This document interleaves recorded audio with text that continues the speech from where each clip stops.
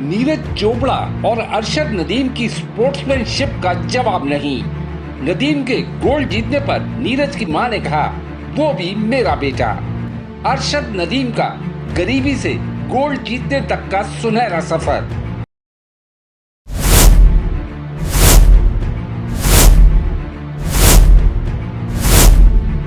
ये तस्वीरें दुनिया के दो टॉप जेवलिन थ्रो करने वाले एथलीट्स की हैं। एक भारत का तो एक पाकिस्तान का। लेकिन इन दोनों में पारंपरिक भारत पाक दुश्मनी कहीं नहीं, एथलीट के नाते एक दूसरे के लिए सम्मान नजर आता है। भारत के 26 साल के नीरज चोपड़ा और पाकिस्तान के 27 साल के अरशद नदीम दोनों प्रतिस्पर्धी हैं, लेकिन एक दूसरे के लिए दुर्भावना से कोसों दूर। अंतर्राष्ट्रीय प्रतियोगिताओं में पेरिस ओलंपिक्स 2024 से पहले तक नीरज चोपड़ा और अरशद नदीम 9 बार आपस में भिड़े, लेकिन हर बार नीरज आगे रहे। लेकिन पेरिस में पासा पलटा और अरशद नदीम ने आगे निकलते हुए 92.97 मीटर की ओलंपिक्स रिकॉर्ड थ्रो के साथ गोल्ड मेडल अपने नाम कर लिया। ग्रोइन इंजरी से जूझ रहे नीरज को 89.45 मीटर की थ्रो ने सिल्वर मेडल दिलाया। नीरज सिल्वर लेकर लकी रहे क्योंकि उनके 6 अटेम्प्ट्स में से 5 फाउल निकले। ग्रेनेडा के एंडरसन पीटर्स ने 88.54 मीटर के थ्रो के साथ ब्रॉन्ज अपने नाम किया। नीरज ने अरशद को पेरिस में उनकी ऐतिहासिक उपलब्धि के लिए बधाई देने में देर नहीं लगाई। नीरज ने कहा, आज का कंपटीशन ग्रेट था। अरशद नदीम ने बहुत अच्छा थ्रो किया। अरशद और उनके देश को बधाई। इसी के साथ अरशद नदीम का एक पुराना बयान भी कल से वायरल होने लगा, जिसमें अरशद नीरज के साथ अपनी दोस्ती को जिंदाबाद बता रहे हैं। नीरज चोपड़ा को मैसेज मेरा यही है, हमारी दोस्ती जो है ना ये आगे तक भी चले और अच्छे लफ्जों से हमें जो है ना वो लोग याद। वहीं नीरज की मां सरोज देवी और पिता सतीश कुमार ने जो बयान दिए उन पर भी गौर करना जरूरी है। नीरज की मां ने कहा, हम बहुत खुश हैं।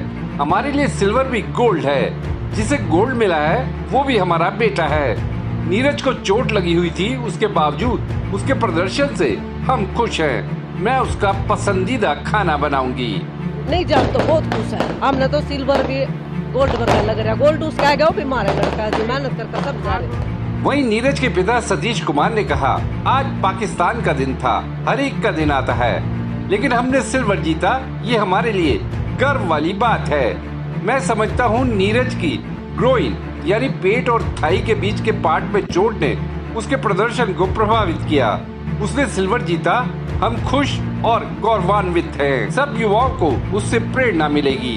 देशनामा स्टोरी में आपको नीरज चोपड़ा के साथ अरशद नदीम की दिल खुश कर देने वाली केमिस्ट्री के साथ ये भी बताने जा रहा है कि एक राज मिस्त्री के बेटे अरशद ने किस तरह मुफलिसी से ओलंपिक्स गोल्ड मेडल तक का सफर तय किया। लेकिन उससे पहले आपसे अपील है कि हमारे चैनल को सब्सक्राइब करने के साथ नोटिफिकेशन का घंटी वाला बटन जरूर दबा दें, जिससे हमारे सभी वीडियोस आप तक पहुंचते रहे। बता दें कि अरशद नदीम पहले भी कई बार नीरज चोपड़ा को अपना रोल मॉडल बता चुके हैं, तो वहीं नीरज भी अरशद के जज्बे की तारीफ करते नहीं थकते। इन दोनों के एक दूसरे के लिए सम्मान की गवाह है ये तस्वीर। 2023 बुडापेस्ट वर्ल्ड चैंपियनशिप में नीरज गोल्ड मेडलिस्ट रहे थे और अरशद को सिल्वर मिला था। जब पोडियम पर दोनों पहुंचे तो नीरज ने देखा कि अरशद के पास उनके देश का झंडा नहीं था। नीरज और ब्रॉन्ज मेडलिस्ट के पास अपने देश के झंडे मौजूद थे। ऐसे में अरशद की अचकचाहट को भागते हुए नीरज ने अरशद को अपने तिरंगे में ही साथ ले लिया। अरशद नदीम ने एक इंटरव्यू में कहा भी था कि आज वो जिस भी मकाम तक पहुंचे हैं उसके लिए वो नीरज चोपड़ा को देख देख कर मिली प्रेरणा, देसी घी और दूध को क्रेडिट देना चाहते हैं। अरशद नदीम पेरिस में गोल्डन थ्रो के साथ पाकिस्तान के पहले ऐसे शख्स बन गए जिन्होंने इंडिविजुअल कैटेगरी में कोई गोल्ड मेडल जीता। इससे पहले इंडिविजुअल कैटेगरी में पाकिस्तान को 2 ब्रॉन्ज ही मिले थे। बाकी ओलंपिक्स में पाकिस्तान ने जो भी 8 मेडल जीते वो सब हॉकी से आए। 3 गोल्ड, 3 सिल्वर और 2 ब्रॉन्ज। अरशद के इस गोल्डन थ्रो के साथ ही पाकिस्तान का ओलंपिक्स में 32 साल से चला आ रहा मेडल का सूखा दूर हुआ। पाकिस्तान को 1992 बार्सिलोना ओलंपिक्स में आखिरी बार ब्रॉन्ज मेडल मिला था।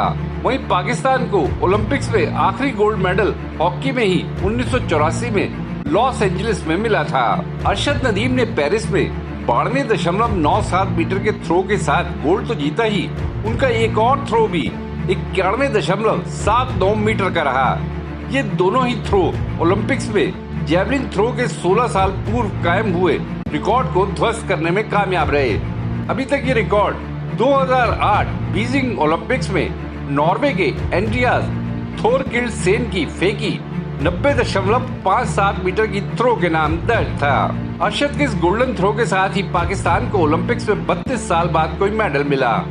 आइए अब बात करते हैं अरशद नदीम गरीब परिवार में जन्म लेने से लेकर पेरिस के मुकाम तक कैसे पहुंचे।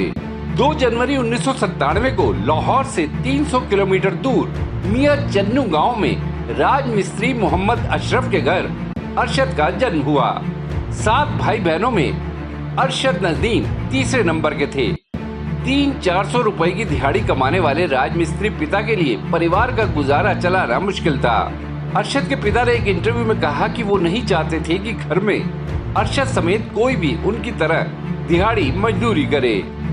अरशद के गांव में तब नेजेबाजी, पेंगिंग का खेल बहुत मशहूर था। अरशद के पिता काम से लौटने के बाद गांव के और मर्दों के साथ मैदान में वो खेल देखने जाते थे। अरशद भी कई बार उनके साथ जाता था। हालांकि बचपन में अरशद का झुकाव क्रिकेट की ओर था। 2010 में अरशद के मांगने पर उसके पिता ने बैट और बॉल खरीद कर दिया, लेकिन अरशद के पिता नहीं चाहते थे कि वो क्रिकेटर बने। अरशद की कद काठी देखकर उसके 2 भाइयों ने एथलीट बनने की सलाह दी। गांव के स्कूल में अरशद ने shot put, discus throw, hammer throw, long jump में हिस्सा लेना शुरू किया। स्कूल में गेम टीचर ने अरशद की जैवलिन थ्रो की प्रतिभा को पहली बार पहचाना। फिर कोच रशीद अहमद साकी ने उन्हें ट्रेनिंग देना शुरू किया। अरशद के पिता मोहम्मद अशरफ के अनुसार बहुत कम लोग ही जानते हैं कि अरशद आज इस मुकाम तक कैसे पहुंच पाए हैं। हमारे गांव वालों, रिश्तेदारों और उनके साथियों ने उनके शुरुआती दिनों में ट्रेनिंग और खर्चों के लिए यहाँ तक कि एक शहर से दूसरे शहर की यात्रा के लिए भी चंदा इकट्ठा किया। आगे चलकर अरशद को जैवलिन थ्रो में निखारने का जिम्मा मौजूदा कोच सलमान भट्ट ने संभाला।